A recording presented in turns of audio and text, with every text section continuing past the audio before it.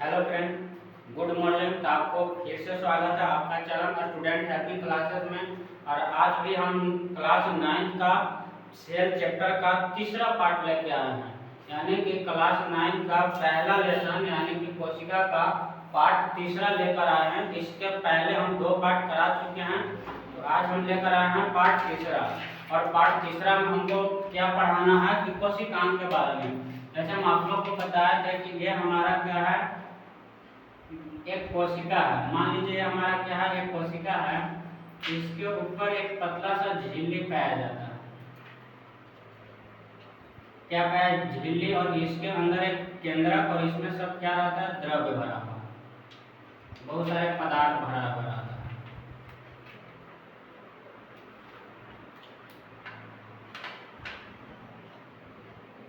पदार्थ भरा, तो इसको क्या बोलते हैं, कोशिका झिल्ली, कोशिका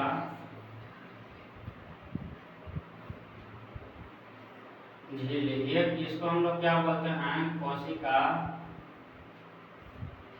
द्रव्य, और इसको हम लोग क्या बोलते हैं, केंद्रक। तो हम आप लोग को कोशिका झिल्ली के बारे में पूरा बता दिए थे, समझा दिए थे। तो हम लोग को पढ़ना था क्या, कोशिका द्रव्य, और कोशिका द्रव्य के बारे में भी हम पार्ट 2 में बता दिए हैं। तो देखिए, अगर आप लोग पार्ट 3 देख रहे हैं तो उतना समझ में नहीं आएगा। इसके पहले आपको पार्ट 1 और पार्ट 2 देखना पड़ेगा, तभी समझ में आएगा, क्योंकि हम इसके पहले पार्ट 1 और पार्ट 2 करा चुके हैं।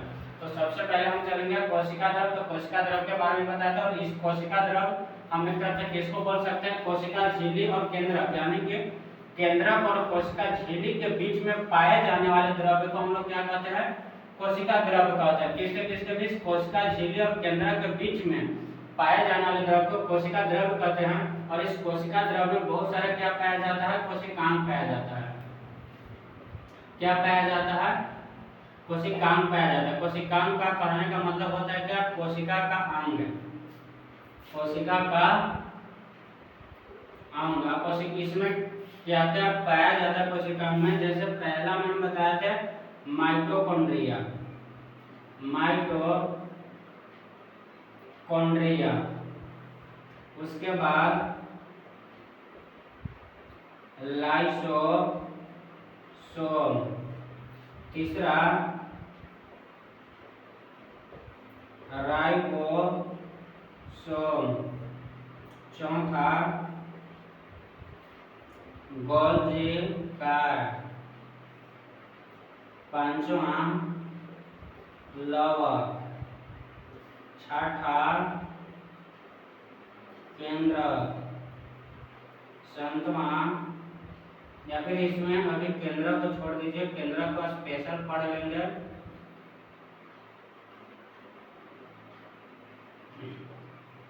अंतःप्रद्रव्य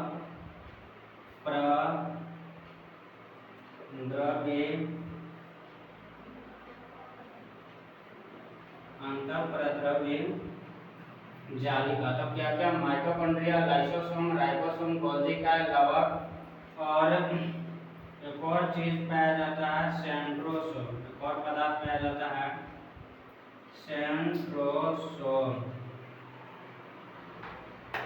सेंट्रोसोम यानी कि क्या पाया जाता है, माइटोकॉन्ड्रिया, लाइसोसोम, राइबोसोम, गोल्जी कार्ड, लवक, अंतःप्रद्रव्य जालिका, सेंट्रोसोम।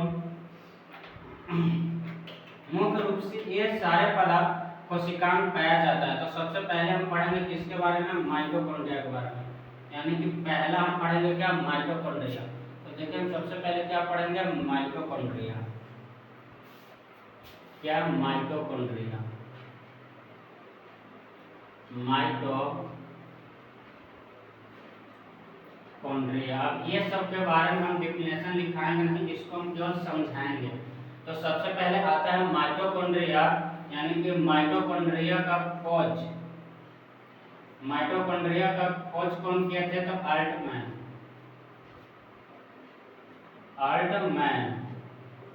अल्टमैन नामक वैज्ञानिक इसका खोज किए थे। उसके बाद आता है नामकरण। नामकरण कौन किए थे, तो बेंडा नामक वैज्ञानिक, यानी कि खोज किए थे अल्टमैन नामकरण कौन किए थे? तो बेंडा नामक वैज्ञानिक। और माइटोकॉन्ड्रिया को हम लोग एक और नाम से जानते हैं, माइटोकॉन्ड्रिया का अन्य नाम ही इसका क्या है? Power house of cell. Mitochondria का नाम क्या है? पावर हाउस ऑफ सेल, यानी कि कोशिका का ऊर्जा गृह।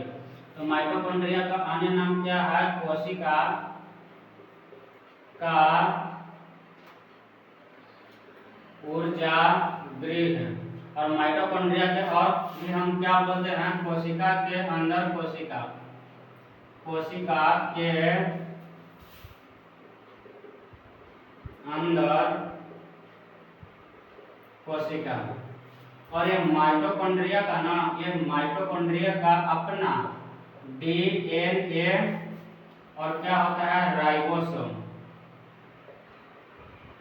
राइबोसोम, इसका अपना डीएनए और राइबोसोम होता है। तो माइटोकॉन्ड्रिया का मतलब कोशिका में ऊर्जा बनाने का कार्य किसका रहता है? माइटोकॉन्ड्रिया का। इसलिए हम माइटोकॉन्ड्रिया को क्या बोलते हैं? पावर हाउस ऑफ सेल, यानी कि कोशिका का ऊर्जा गृह। तो कोशिका का ऊर्जा गृह किसको बोला जाता है? माइटोकॉन्ड्रिया को। माइटोकॉन्ड्रिया का खोज कौन किए थे? तो अल्टमैन नामक वैज्ञानिक। और माइटोकॉन्ड्रिया का नामकरण कौन किए थे? तो बेंडा नामक वैज्ञानिक। उसके बाद कोशिका का एक अपना खुद का डीएनए और क्या होता है? राइबोसोम, यानी कि माइटोकॉन्ड्रिया का अपना डीएनए और क्या होता है? राइबोसोम। उसके बाद देखिए कि माइटोकॉन्ड्रिया के ऊपर ना दोहरी झिल्ली होता है। क्या होता है? दोहरी झिल्ली। माइटोकॉन्ड्रिया के ऊपर दोहरी झिल्ली होता है। और माइटोकॉन्ड्रिया में ना कुछ खाली स्थान भी रहता है। माइटोकॉन्ड्रिया के अंदर कुछ खाली स्थान रहता है, जिसको हम लोग बोलते हैं माइटोकॉन्ड्रियल गुहा। माइटोकॉन्ड्रियल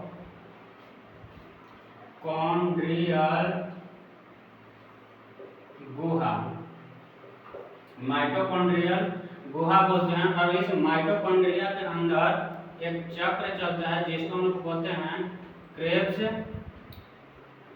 चक्र। और यही चक्र के कारण क्या होता है? ऊर्जा का निर्माण होता है 38 एटीपी। मतलब ऊर्जा का स्रोत क्या होता है? एटीपी। ये क्या है? ऊर्जा का स्रोत, यानी ऊर्जा का इकाई या स्रोत बोल सकते हैं। एटीपी में 38 एटीपी।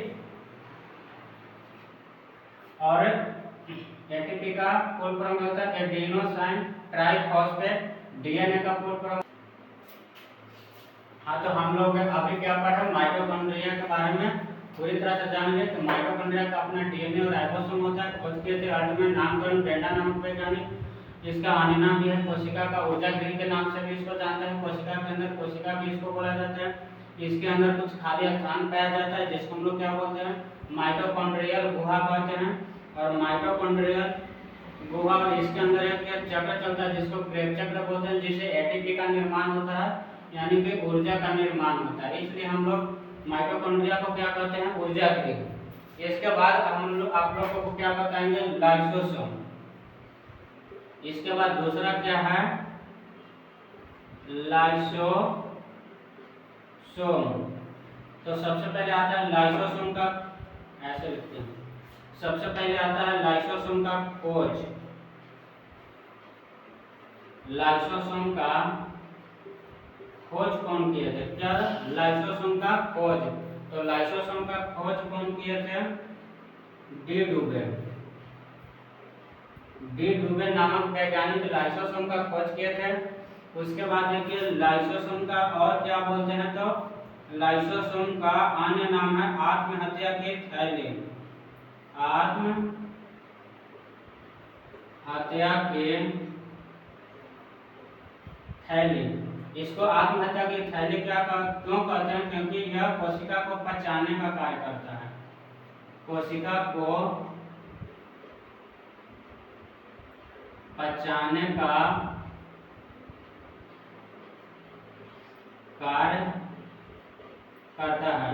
और इसका एक अन्य नाम भी और भी है, एटम बम। कोशिका का एटम बम। कोशिका का एटम बम भी इसको बोलते हैं। कोशिका का एटम बम भी इसको, लाइसोसोम को कोशिका का एटम बम भी बोला जाता है। लाइसोसोम को आत्महत्या के थैले भी बोला जाता है। क्यों? क्योंकि लाइसोसोम के अंदर ना एक शक्तिशाली पाचक एंजाइम पाया जाता है। क्या? पाचक एंजाइम पाया जाता है। और इसका और कार्य क्या है? टूटी फूटी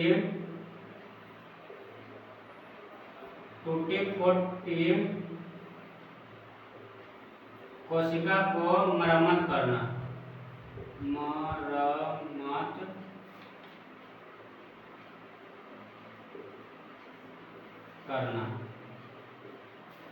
देखिए, तो लाइसोसोम का खोज कौन किए थे? डी डुबे नामक वैज्ञानिक किए थे। लाइसोसोम को आत्महत्या के थैले भी बोला जाता है। और लाइसोसोम को कोशिका का एटम बम के नाम से भी जाना जाता है। उसके बाद कोशिका में लाइसोसोम को आत्महत्या के थैले क्यों बोलते हैं? क्योंकि लाइसोसोम के अंदर एक शक्तिशाली पाचक एंजाइम पाया जाता है।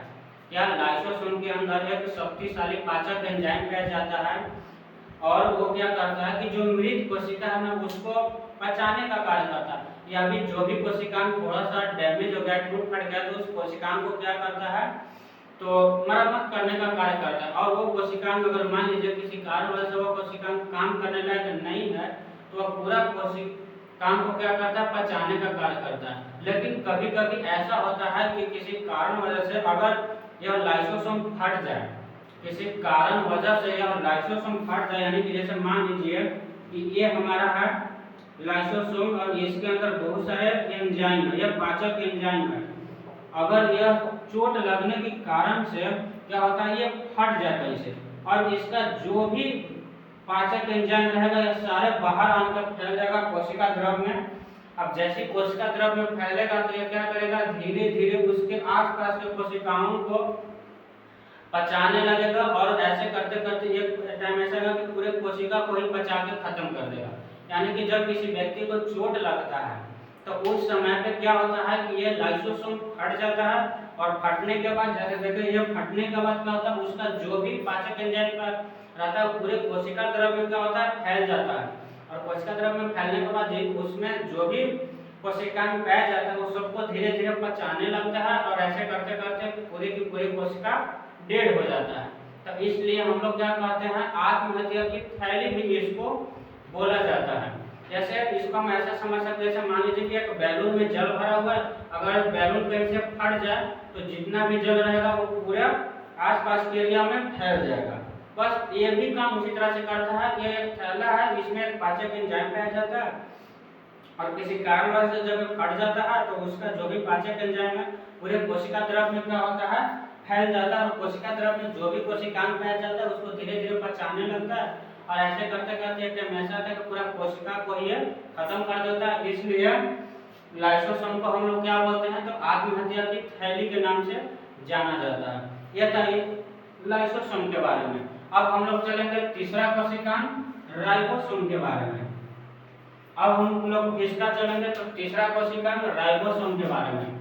तो अब देखिए राइबोसोम,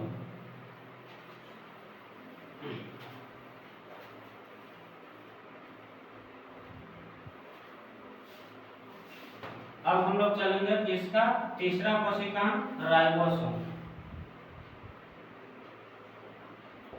राइबोसोम तो राइबोसोम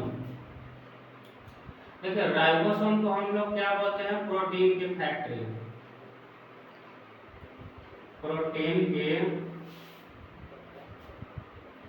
फैक्ट्री, राइबोसोम को क्या बोला जाता है? प्रोटीन की फैक्ट्री। क्योंकि प्रोटीन का निर्माण कहाँ होता है? राइबोसोम में होता है, इसलिए राइबोसोम को क्या कहा जाता है?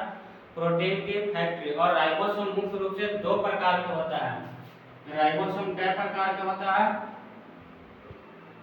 तो दो प्रकार के, एक होता है 70S और एक होता है 80S, यानी कि 70S प्रकार का और एक 80S प्रकार का।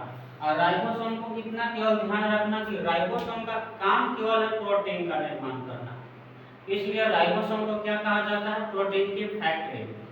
तो क्या आप राइबोसोम के बारे में समझिए? छोटी छोटी व्हाइट कलर का कण होता है जो अंतःप्रात विजालिका से चिपका हुआ भी रहता है और कोई भी स्वतंत्र रूप से भी रहता है। तो ये था किसके बारे में? राइबोसोम के बारे में, और इससे ज़्यादा कुछ राइबोसोम के बारे में नहीं है। तो इतना याद रखना कि राइबोसोम को प्रोटीन की फैक्ट्री बोलते हैं, और राइबोसोम दो प्रकार का होता है, एक होता है 70S प्रकार का, एक होता है 80S प्रकार का। उसके बारे में अब हम लोग पढ़ेंगे चौथा कोशिकांग, जिसका नाम है गोल्जी काया। गोल्जी काया। तो गोल्जी काया का खोज कौन किए थे? Camillo Golgi. Camillo Golgi. तो गोल्जी काया का खोज कौन किए थे? Camillo Golgi. उसके बाद गोल्जी काया को क्या बोलते हैं? यातायात प्रबंधक।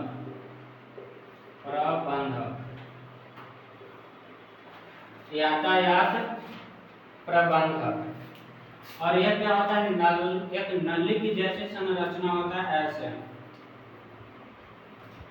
गोल्जी का कुछ इस प्रकार का यह संरचना होता है, और इस प्रकार की जो है कुछ संरचना होता है, जिसका नाम है गोल्जी का। और गोल्जी का को क्या बोलते हैं? यातायात प्रबंधक गोल्जी का को बोला जाता है। क्यों? क्योंकि गोल्जी का काम है कि मतलब जिस भी कोशिकांग को, जैसे मान लीजिए कुछ चीज चाहिए, या फिर जैसे मान लीजिए कि कोई अलग कोशिकांग है, उसको और भी किसी प्रकार का कुछ और पदार्थ चाहिए, तो किसको बोलता है? गोल्जी काया को। तो गोल्जी काया क्या करता है कि जो भी हो, जैसे प्रोटीन हो या फिर कोई ऊर्जा हो, तो उसको क्या करता है? प्रोटीन को ही कि छोटे छोटे पैकेज बनाता है, और पैकेज बनाकर जिस कोशिकांग को चाहिए उस कोशिकांग को पहुंचाने का कार्य करता है। इसको हम ऐसे समझ सकते हैं डिलीवरी बॉय से, कि जैसे मान लीजिए हम लोग किसी ऑर्डर करते हैं, तो जो डिलीवरी बॉय है उसको क्या करता है? सबसे पहले छोटे छोटे पैकेज बनाता है, और उसको जिस व्यक्ति के पास ले जाना रहता है उसके पास वो पहुंचाने का कार्य करता है। उसी तरह हमारे शरीर में कौन कार्य करता है? तो गोल्जी काया करता है। गोल्जी काया क्या करता है? जैसे मान लीजिए किसी कोशिकांग को प्रोटीन चाहिए, किसी भी कोशिकांग को क्या चाहिए? प्रोटीन चाहिए, तो क्या करेगा? सबसे पहले राइबोसोम के पास जाएगा। क्यों? क्योंकि राइबोसोम को क्या बोला जाता है? प्रोटीन की फैक्ट्री। अब राइबोसोम के पास जाकर क्या करेगा? उसे प्रोटीन लेगा और छोटे छोटे क्या करेगा? पैकेज बनाएगा, और ये छोटे छोटे पैकेज को फिर क्या करेगा? उस अपने जो थैलीनुमा संरचना है इसमें पैक करके, और जिस भी कोशिकांग को वो चाहिए उसको ये देने का कार्य करता है। तो ये हम समझे किसके बारे में? गोल्जी काया के बारे में। और कुछ गोल्जी काया के बारे में उतना नहीं है। अब हम लोग चलेंगे एक अंतःप्रदवी जालिका के बारे में। तो क्या हम लोग चलेंगे? अंतःप्रदवी जालिका के बारे में। तो एक और है, बाकी सब so thanks all the way. तो बाकी हम आप लोगों को मिलेंगे कोशिका के पार्ट 4 में, क्योंकि वीडियो बहुत ज़्यादा लंबा होने जा रहा है।